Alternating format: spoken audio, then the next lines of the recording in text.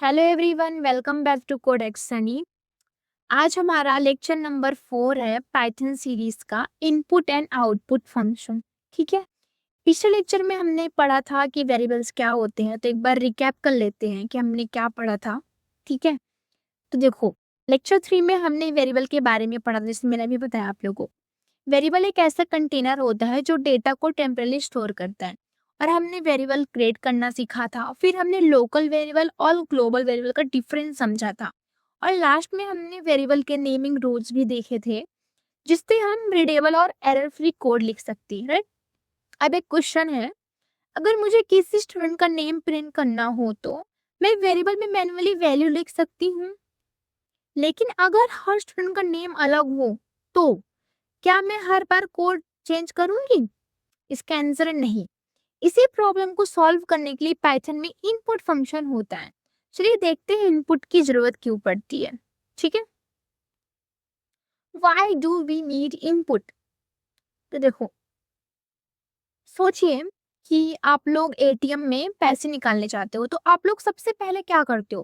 Pin enter करते हो ना। ठीक है, तो आप लोग खुद ही करते हो, किसी को बताते भी नहीं हो। इसी तरह लॉगिन फॉर्म, यूजर नेम और पासवर्ड यूजर खुद ही एंटर करता है। कैलकुलेटर में नंबर्स यूजर एंटर करता है, राइट। तो अब मतलब यहाँ पे एक बात तो क्लियर हो गई है कि रियल लाइफ में प्रोग्राम को डेटा यूजर से ही मिलता है। इसी प्रोसेस को इनपुट कहते हैं। ठीक है, तो फ्लो बहुत सिंपल है इसका। यूजर डेटा एंटर करता है और पाइथन प्रोग्राम उस डेटा को प्रोसेस करता है, और फाइनल रिजल्ट क्या दिखाता है। ठीक है, इसीलिए हर प्रोग्रामिंग लैंग्वेज में इनपुट और आउटपुट बहुत इंपॉर्टेंट कॉन्सेप्ट होते हैं। ठीक है, अब बात करते हैं डिटेल में कि व्हाट इज ए इनपुट। ठीक है, तो देखो, सिंपल लैंग्वेज में आपको समझाती हूँ मैं। इनपुट का मतलब होता है प्रोग्राम को डेटा देना। ये डेटा यूजर कीबोर्ड से टाइप कर सकता है, माउस से सेलेक्ट कर सकता है, या तो किसी फाइल से भी आ सकता है। ठीक है, लेकिन बिगनर के लिए सबसे कॉमन इनपुट कीबोर्ड से ही होता है, जैसे आप यहाँ पे स्क्रीन पे देख रहे होंगे। अब सोचिए, मैं एक प्रोग्राम बना रही हूँ जो किसी स्टूडेंट का नेम प्रिंट करे। अगर मैं कोड में ही नाम लिख दूं तो हर बार कोड चेंज करना पड़ेगा, राइट। लेकिन अगर मैं यूजर से नाम ही पूछ लूं तो वही प्रोग्राम हर किसी के लिए यूज हो सकता है। इसी प्रोसेस को इनपुट कहते हैं, जिसे आपको यहाँ पे स्क्रीन पे दिख रहा होगा, यूजर और पाइथन प्रोग्राम। ठीक है, यानी यूजर डेटा देता है और पाइथन उस डेटा को रिसीव करता है। ठीक है, अब आप अगर एक बिगिनर हो तो एक टिप याद रखिए, इनपुट फंक्शन को आप पाइथन का लिसनिंग मोड समझ सकते हैं। जब भी इनपुट फंक्शन यूज होता है, पाइथन रुक जाता है और यूजर के टाइप करने का वेट करता है। ठीक है, अब इनपुट का कॉन्सेप्ट तो हमें समझ में आ गया। चलिए देखते हैं इनपुट लेने के लिए पाइथन में कौन सा फंक्शन यूज होता है। ठीक है, इनपुट फंक्शन, तो पाइथन में यूजर से इनपुट लेने के लिए हम इनपुट फंक्शन यूज करते हैं। इसका सिंटेक्स बहुत सिंपल है, आपको स्क्रीन पे दिख रहा होगा, यहाँ पे ये सिंटेक्स है इसका। यहाँ जो टेक्स्ट ब्रैकेट के अंदर लिखा है ना, इंटर योर नेम, इसे प्रॉम्प्ट कहते हैं। प्रॉम्प्ट का काम यूजर को बताना होता है कि उससे क्या एंटर करना है। ओके, एक सेकंड। ठीक है, उसे क्या एंटर करना है। जैसे प्रोग्राम रन होगा ना, स्क्रीन पर मैसेज आएगा, एंटर योर नेम। यूजर अपना नेम टाइप करेगा और जो भी यूजर टाइप करेगा वो नेम वेरिएबल में स्टोर हो जाएगा। ओके, अब यहाँ पे एग्जांपल है, आपको यहाँ पे दिख रहा होगा। मान लीजिए यूजर ने टाइप किया अनु, तो आउटपुट में अनु प्रिंट हो जाएगा, जैसे यहाँ पे प्रिंट हो चुका है। ठीक है, अब आपको एक एग्जांपल समझाती हूँ। अ, जिस स्कूल में टीचर्स वगैरह होते हैं ना, तो आपके अटेंडेंस लिखते हैं, तो आपसे नाम पूछते हैं, व्हाट इज योर नेम। तो स्टूडेंट अपना नेम बताता है, जो भी स्टूडेंट्स होते हैं तो नेम बताता है। तो पाइथन में ना इनपुट फंक्शन भी यूजर से इंफॉर्मेशन पूछता है। ओके, समझा आप लोगों को? ठीक है, अब हम बात करते हैं input function always returning string. ये बहुत इंपॉर्टेंट क्वेश्चन है। ठीक है, अब मान लीजिए मैंने यूजर से एज पूछा, जैसे आप यहाँ पे देख सकते हो। अगर यूजर ने 20 टाइप करा तो क्या एज इंटीजर होगा? इसका आंसर नहीं। ये बिगनर की सबसे कॉमन मिस्टेक है। दूसरे एग्जाम्पल में, जैसे यहाँ पे दिख रहा है आप लोगों को, अब यहाँ पे देखो आउटपुट क्या आया है, क्लास स्ट्रिंग। मतलब यूजर ने नंबर टाइप किया, फिर भी पाइथन ने उसे स्ट्रिंग के फॉर्म में स्टोर किया। अब वाई? तो देखो पाइथन का इनपुट फंक्शन हमेशा टेक्स्ट रिटर्न करता है। ओके, चाहे आप नेम लिखो या नंबर, ये डेसिमल वैल्यू सब कुछ पहले स्ट्रिंग ही होता है। ओके, जैसे आप लोग सोचिए कि ऑफिस में एक फॉर्म फिल करते हो, आप एज वाले बॉक्स में 20 लिखते हो, लेकिन कंप्यूटर के लिए वो पहले सिर्फ कैरेक्टर होते हैं।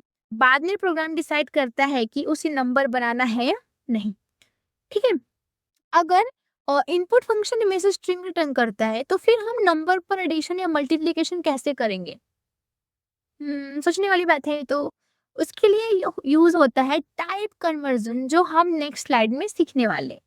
ठीक है, ये दिख रहा है आप लोगों को? तो पिछली स्लाइड में हमने देखा था कि इनपुट फंक्शन हमेशा स्ट्रिंग रिटर्न करता है, राइट? लेकिन अगर हमें यूजर से नंबर लेना हो और उस पर कैलकुलेशन करनी हो तो क्या करेंगे? इसी प्रॉब्लम को सॉल्व करने के लिए पाइथन में टाइप कन्वर्जन यूज होता है। टाइप कन्वर्जन का मतलब होता है एक डेटा टाइप को दूसरे टाइप में कन्वर्ट करना। ठीक है, तो पाइथन हमें कुछ बिल्ट इन फंक्शन देता है, जैसे इंटीजर हो गया, फ्लोट हो गया, स्ट्रिंग हो गया। दिख रहा है आप लोगों को यहाँ पे? अभी एग्जाम्पल देखते हैं, फिर समझते हैं। ठीक है, ये ऐसे होता है।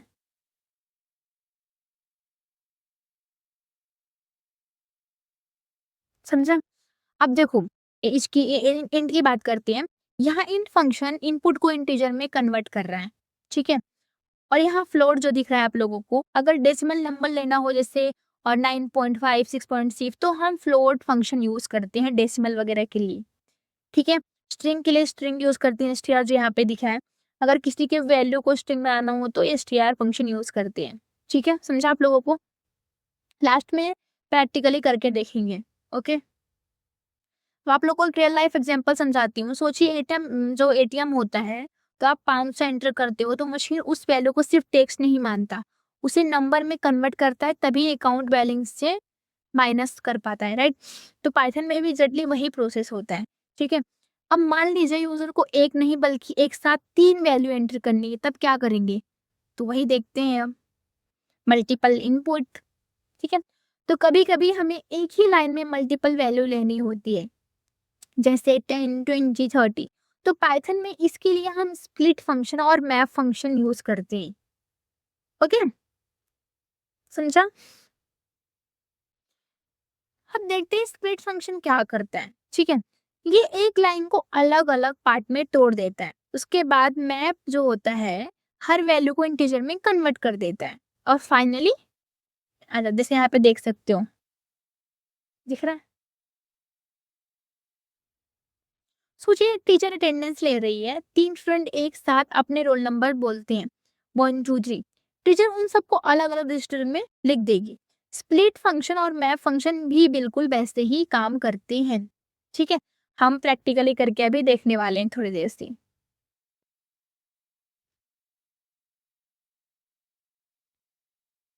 देखो अब तक हमने नंबर्स और स्ट्रिंग का इनपुट तो ले लिया, लेकिन अगर हमें लिस्ट या सेट का इनपुट लेना हो तो अब इसे समझ लेते हैं। Taking list and set input. तो पाइथन में लिस्ट और सेट भी बहुत इंपॉर्टेंट डेटा टाइप है। तो सबसे पहले लिस्ट की बात करते हैं। लिस्ट में क्या यूज होता है? Append. Append function method list का एंड में एक नई वैल्यू ऐड करता है। अगर यूजर 5 वैल्यू एंटर करेगा तो लिस्ट में 5 वैल्यू स्टोर हो जाएगी। ठीक है, दोबारा बात करते हैं सेट की। सेट में ऐड फंक्शन, इसको समझते हैं। सेट में वैल्यू ऐड करने के लिए ऐड फंक्शन मेथड यूज होता है। और सेट की सबसे इंपॉर्टेंट प्रॉपर्टी क्या है? देखो सेट की सबसे इंपॉर्टेंट प्रॉपर्टी क्या हो जाती है कि सेट डुप्लीकेट वैल्यू स्टोर नहीं करता है। ठीक है, जैसे समझते हैं, लिस्ट को आप स्कूल रजिस्टर समझिए, जो स्कूल रजिस्टर होता है। अगर किसी स्टूडेंट का नेम 2 बार लिख दिया तो दोनों एंट्री रहेंगी, लेकिन सेट को गेस्ट लिस्ट समझिए। ठीक है, तो सेट होता है, अगर किसी गेस्ट का नेम 2 बार लिखोगे तो भी सिर्फ एक ही बार काउंट होगा। समझा आप लोगों को? लिस्ट में डुप्लीकेट हो सकता है बट सेट में नहीं हो सकता, सेट में एकदम एक ही बार होगा। ठीक है, समझा आप लोगों को? अब ये प्रैक्टिस है जो हम गूगल कोलैब में करेंगे। मैं इसमें बोल रही हूँ कि पहले थ्योरी कवर कर लेते हैं, फिर लास्ट में पूरा प्रैक्टिकली करेंगे कि आज के लेक्चर में क्या हुआ, तो ज़्यादा समझता है, राइट? पहले पूरा थ्योरी कवर कर लेते हैं आज के टाइम। अब हमने इनपुट तो देख लिया, अब हम बात करते हैं कि आउटपुट क्या होता है, ठीक है? तो आउटपुट का मतलब होता है प्रोग्राम के रिजल्ट को यूजर को डिस्प्ले करना। जब प्रोग्राम कोई कैलकुलेशन करता है या कोई इंफॉर्मेशन प्रोसेस करता है तो उसका रिजल्ट स्क्रीन पर दिखाना ही आउटपुट दिखला कहलाता है, ठीक है? जैसे कैलकुलेटर में आंसर दिखाना, एटीएम में अकाउंट बैलेंस दिखाना, पिन वगैरह एंटर करते हो आपको बैलेंस देखना है तो स्टूडेंट का रिजल्ट स्क्रीन पर दिखाना, ठीक है? ये सब आउटपुट के एग्जांपल्स होती हैं, ठीक है? तो इसका फ्लो देखो आप लोग कैसा है। इसका फ्लो क्या होता है, जो यूजर होता है पहले क्या करता है, वो इनपुट मतलब एंटर करता है कुछ भी, फिर पाइथन प्रोसेस करता है, फिर आउटपुट आता है, ठीक है? यानी पहले यूजर, जैसे मैंने आपको बताया, इनपुट देगा, फिर प्रोसेस, फिर फाइनली आउटपुट। समझा? अब एक थिंक अबाउट इट एक आप लोग के लिए है, इस बारे में सोचो जरा। अगर प्रोग्राम रिजल्ट ही ना दिखाए तो हमें कैसे पता चलेगा कि प्रोग्राम ने सही काम किया या नहीं? इसीलिए आउटपुट भी इनपुट जितना ही इम्पोर्टेंट होता है। अब देखते हैं आउटपुट दिखाने के लिए पाइथन में कौन सा फंक्शन यूज होता है। उसके लिए यूज होता है प्रिंट फंक्शन। तो पाइथन में आउटपुट डिस्प्ले करने के लिए हम प्रिंट फंक्शन यूज करते हैं। इसका सिंटेक्स आप लोग यहाँ पे देख सकते हो, ये। तो जनरली बिगिनर सिर्फ प्रिंट फंक्शन यूज करता है, लेकिन इसके अंदर कुछ ऑप्शनल पैरामीटर भी होते हैं जैसे शेप और एंड के, ठीक है? जैसे अगर मैंने यहाँ पे किया प्रिंट टॉपर वर्ल्ड, ठीक है, तो हेलो वर्ल्ड, तो आउटपुट में क्या आया, टॉपर वर्ल्ड आया, ठीक है? अगर मुझे मान लो मुझे मल्टीपल वैल्यू करनी हो तो मैं क्या लिखूंगी, जैसे कि मैंने यहाँ पे लिखा नेम,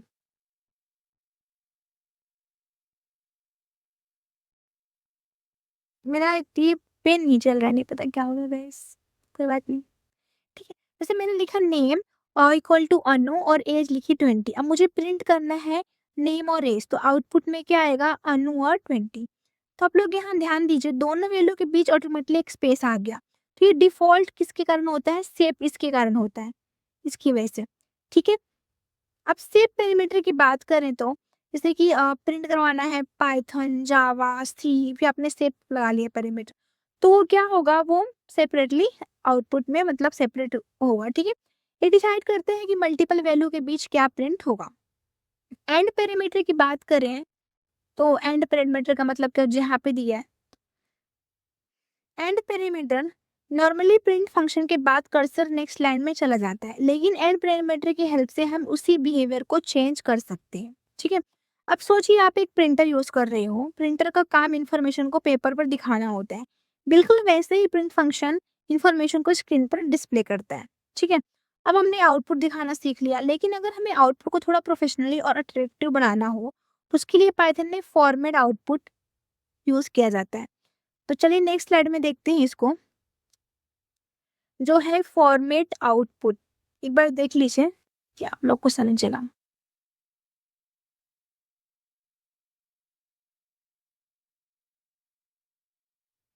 तो अभी तक हमने जैसे कि सिंपल प्रिंट फंक्शन तो यूज किया, लेकिन रियल वर्ल्ड में ना जो प्रोजेक्ट्स होते हैं उनमें आउटपुट को थोड़ा प्रोफेशनल और रीडेबल बनाना होता है, इसीलिए पाइथन में फॉर्मेटेड आउटपुट यूज किया जाता है। सबसे मॉडर्न और इजी मेथड है यफ स्ट्रिंग, यहाँ पे दिख रहा है आप लोगों को,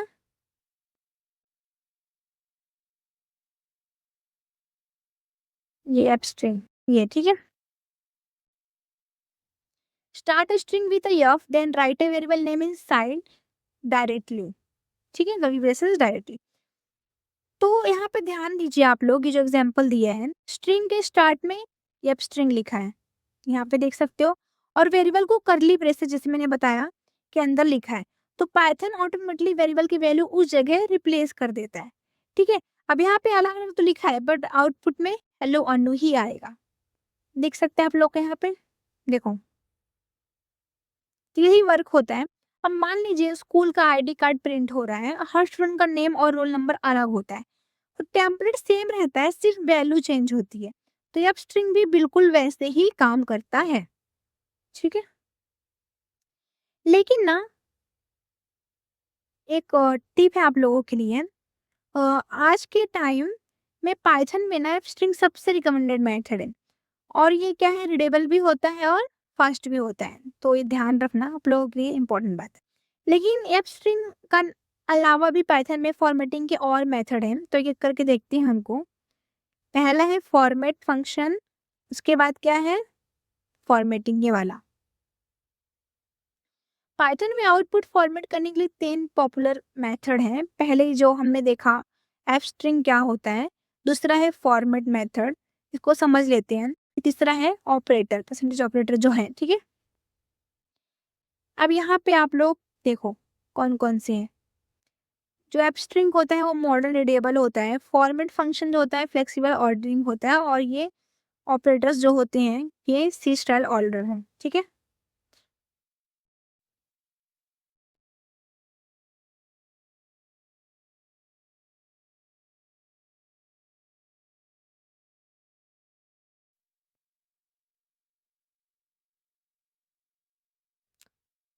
अब आप लोगों के लिए एक क्वेश्चन है। सबसे पहले आपको क्या करना है, टेक यूजर नेम करना है, फिर उससे एज लेनी है, 3 नंबर्स लेने हैं, डिस्प्ले आउट कराना है और आपको एफ स्ट्रिंग यूज करना है, यहाँ पे कोड करना है। आप लोगों के लिए प्रैक्टिस है ये, ठीक है। वीडियो को पॉज कीजिए और ये करिए। अब रिवीजन कर लेते हैं, फिर लास्ट में देखेंगे अपना कोड। अब तक हमने जैसे कि इनपुट और आउटपुट कॉल में सारे इंपॉर्टेंट क्वेश्चन कवर कर लिए, राइट। एक बार 1 मिनट में पूरा चैप्टर रिवाइज कर लेते हैं। इनपुट क्या होता है हमने सीखा, इनपुट फंक्शंस क्या होती हैं, इनपुट फंक्शन हमेशा स्ट्रिंग रिटर्न करता है, type conversion in float string देखा हमने, फिर हमने देखा कि मल्टीपल इनपुट स्प्लिट और मैप फंक्शन यूज करते हैं, लिस्ट और सेट इनपुट देखा, आउटपुट क्या होता है देखा, प्रिंट फंक्शन देखा, सेप और इन पैरामीटर देखा, फॉर्मेट फंक्शन देखा। राइट, अगर ये सारे टॉपिक क्लियर हैं तो आप पाइथन में यूजर इनपुट और आउटपुट कॉन्फिडेंटली यूज कर पाओगे, ठीक है। आप लोग के लिए क्यूज है, ठीक है। पहला क्वेश्चन क्या है, what data type does input function always return. Python में यूजर से इनपुट लेने के लिए कौन सा फंक्शन यूज होता है, फिर एक क्वेश्चन है, ठीक है।